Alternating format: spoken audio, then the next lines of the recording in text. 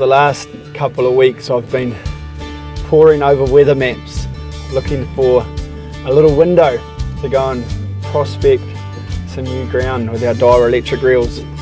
It's the middle of winter here in New Zealand, but finally there's a little gap, so we've loaded up and we're going to head for the horizon in search of delicious eating deep water species. So we've launched the boat into a very chilly kawhia harbour. We'll go and negotiate the notorious kawhia bar, and then we'll settle in for the long grind towards the unknown.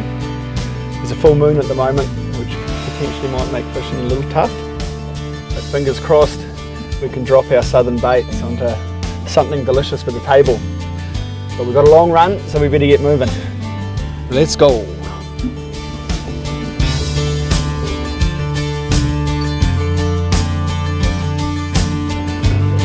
Coast Guard Radio, this is Zulu Mike Tango 4899.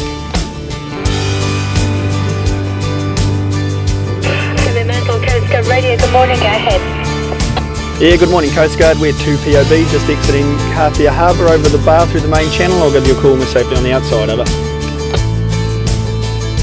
All understood, have a mental, Coast Guard Radio out. Alright, let's go.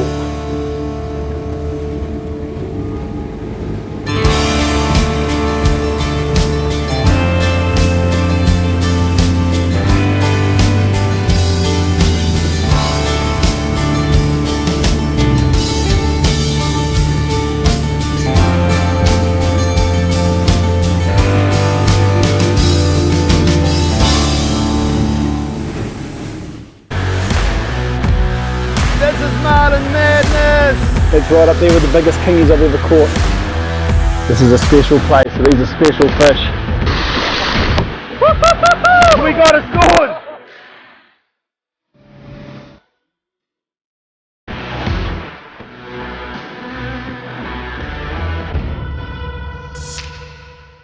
We've made the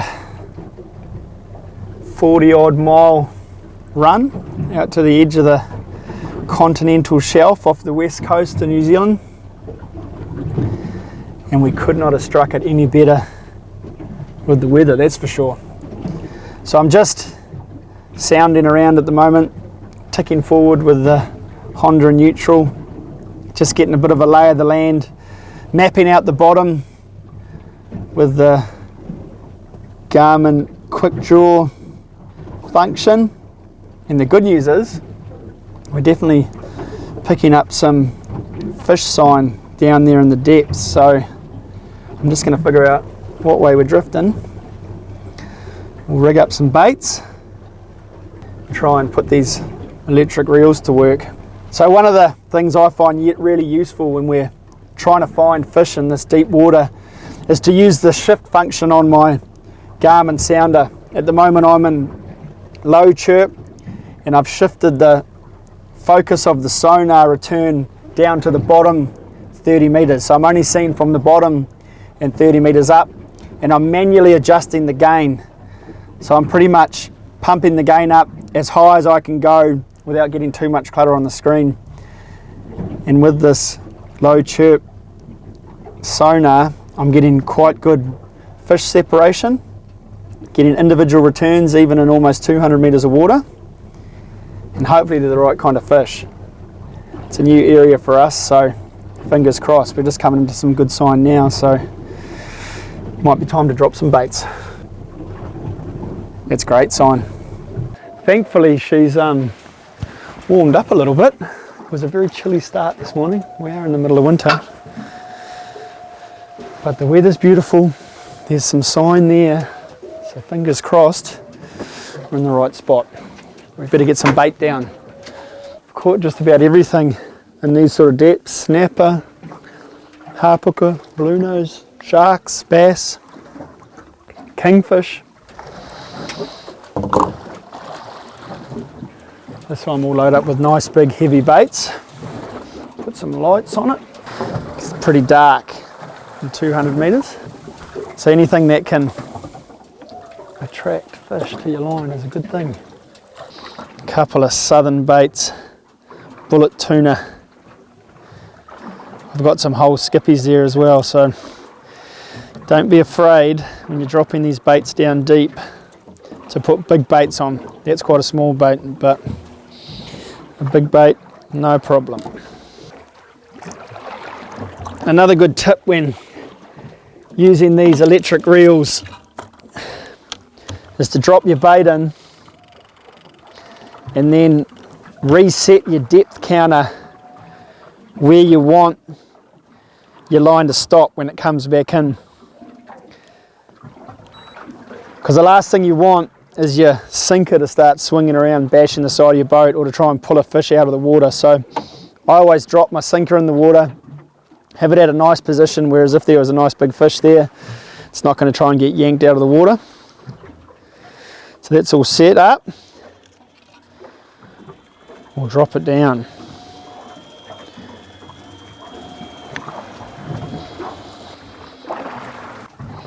There we go.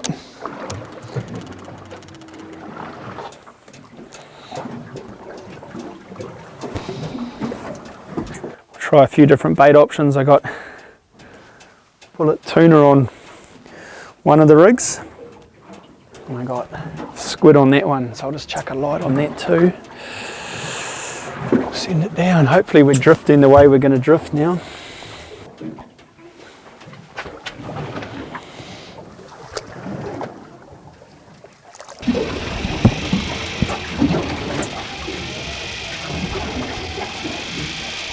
It'll take a few minutes to get down there.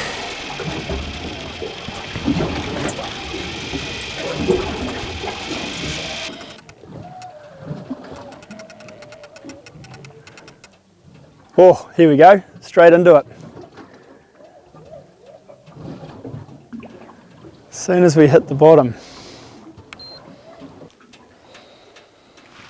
Oh, it's a bit of bite. I think we might have a fish on. Certainly do.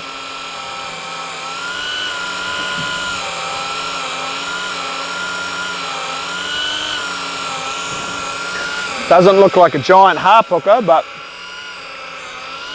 oh, got some action on this one too.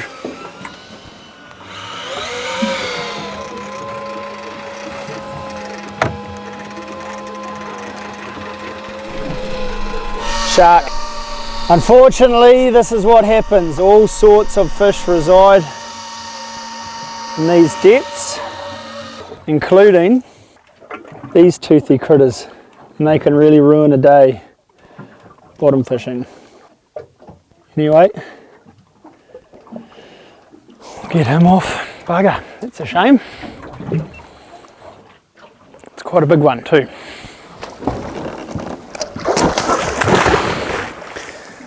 Safely released to fight another day. Still got all my fingers. All right, get this other one in. Do another drop. Hopefully find something a bit more exciting than a shark. The beauty of fishing is you never know what you're going to get. And despite the fact we're in nearly 200 metres of water, almost 50 miles off the coast, you still catch New Zealand's favourite fish. And not a bad one at that. The humble but very appreciated snapper. That's on a 12 bar circle hook with a whole squid. And as you can see, he's absolutely pinned. Nice snapper too. Obviously suffering terrible barotrauma after being yanked from the depths. So he will go in our Yeti on the lovely ice slurry we've brought out. There you go. Deep drop in for snapper. Won't complain with that. All right, take two.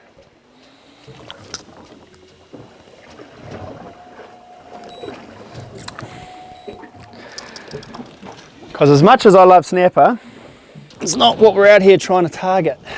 So we've gone a bit deeper, picked up some epic sign. Can be a exercise in patience. I guess all types of fishing's like that, but Prospecting deep spots definitely requires patience and faith, but I'll certainly say it gets made a lot easier by prospecting with electric reels.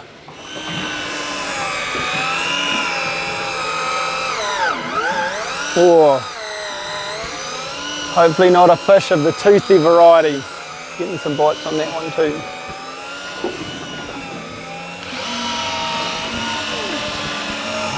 Double on.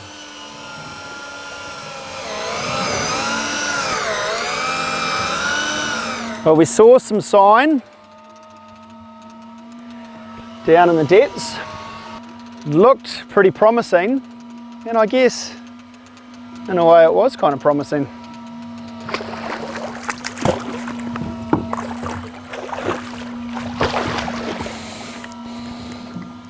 A midwinter kingfish. No swim bleeders on these bad boys, they're fine from the depths. So we shall send him back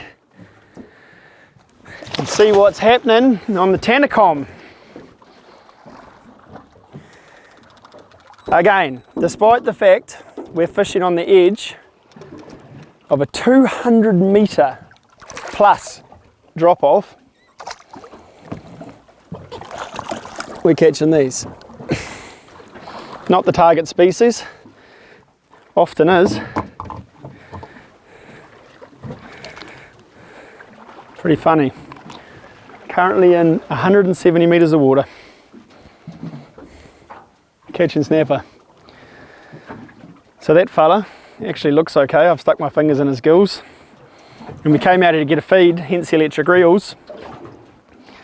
So, feed on him we shall. Go to the light, mate. And into the Yeti you go. Right, better drop another couple baits down. Kingfish and snapper, some of my favourite fish to catch. Doesn't feel quite so satisfying when you're not targeting them. But we'll drop another bait down, see what else we can capture from the depths.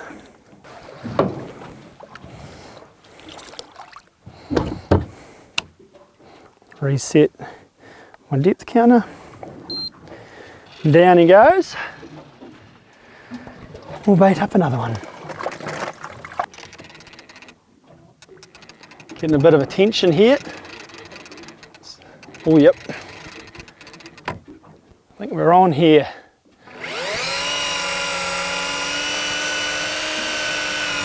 Something there. Something on there too. It was getting a little bit of attention. Whoa, whoa, whoa, whoa, whoa. That looks a bit better. That looks a bit better. Meanwhile, on this one, we've got a gemfish. If only we were so lucky. It's not even a gemfish. It's a dirty barracuda. However, despite the fact, due to their high content of parasites in their flesh, they're no good for human consumption. The deep water critters love them. Unfortunately, the other one looks like it might have fallen off. And here, our deep water prospect has continued with another beautiful west coast snapper. Non-target species, but certainly not undesirable. Again, a lot of barometric trauma. It's stone dead.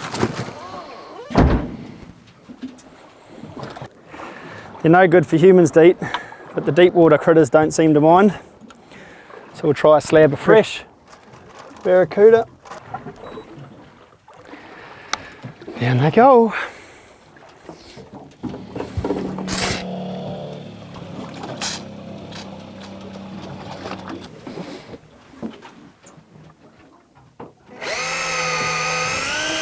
Oh, got some colour here. Right colour too.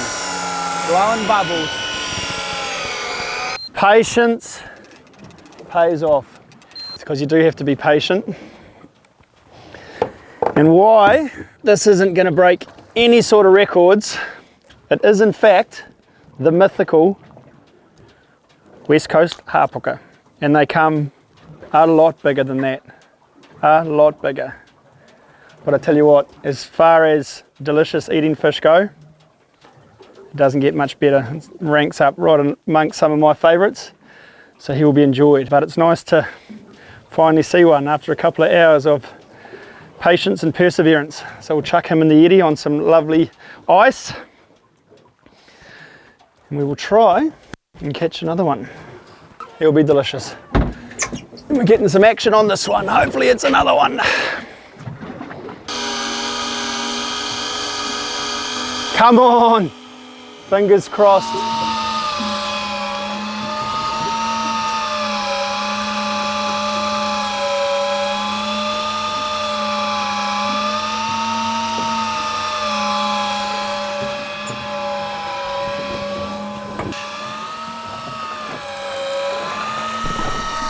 It looks like another. Woo! All right, hallelujah. They come in much bigger sizes than this, but these pups are about as delicious as it gets. Awesome. While we'd love to catch a big one, if we catch a couple more of these, we'll call it a day on the puka fishing, because they are slow growing fish and we don't want to overdo it. And even though it's a very small pup hapuka, there's still a lot of good eating on that. Beauty. That's what we want. That's what we want. Come on, puka gods. Somewhere out here, there's a big old deep water critter with our name on it.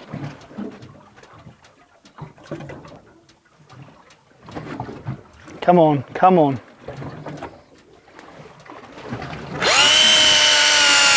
Oh, yep.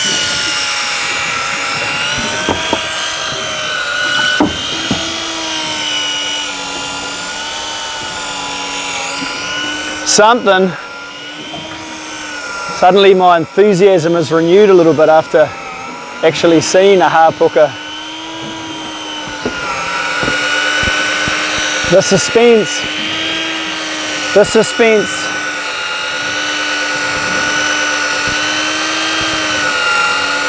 It's spinning.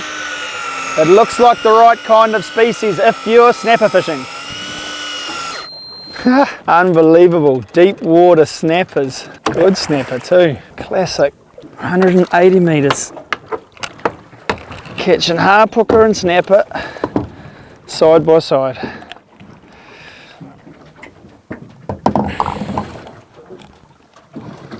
The West Coast is renowned for its snapper fishing, but at this time of year it's probably about its slowest, and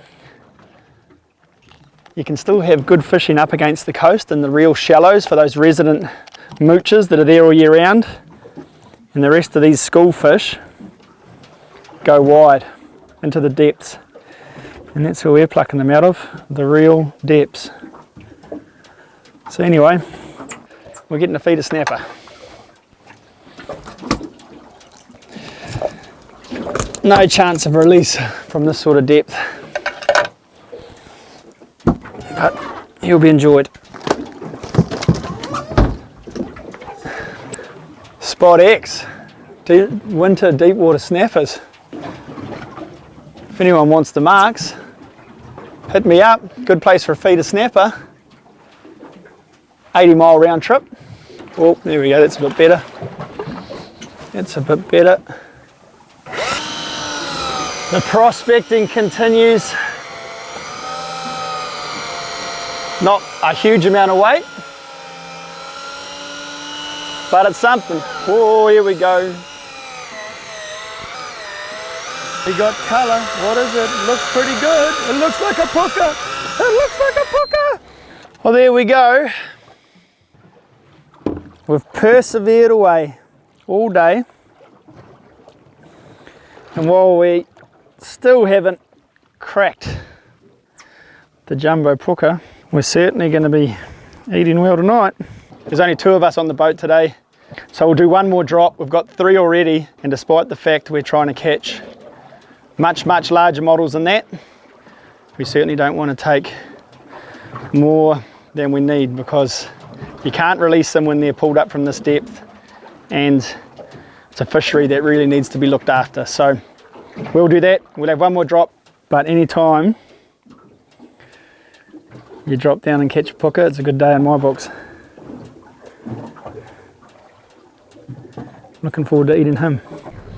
This is where we want to be for the final drop of the day. See if we can't finish with a bang. Can't get over this weather. Goodness. Epic.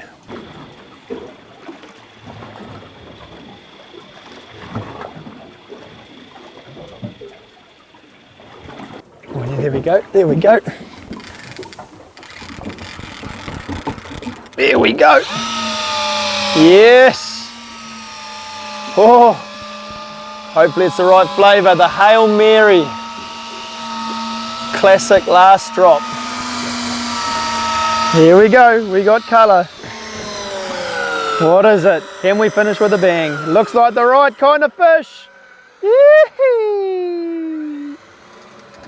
Well, we've had a lovely day out here. Beautiful weather conditions. What a way to finish. With a beautiful West Coast hapuka. There we go. Yeah, boy. Ew. Another fantastic puka. Sun's getting low in the sky. Plan came together. Too good. Too good. The delicious hapuka or groper, depending on what part of New Zealand you're from. But I love it. It's a bloody great way to finish what's been an epic day of checking out and prospecting some new ground. We've caught a whole range of species, everything from kingfish to snapper. We've ended up with an awesome feed of hapuka. I love it. I love it.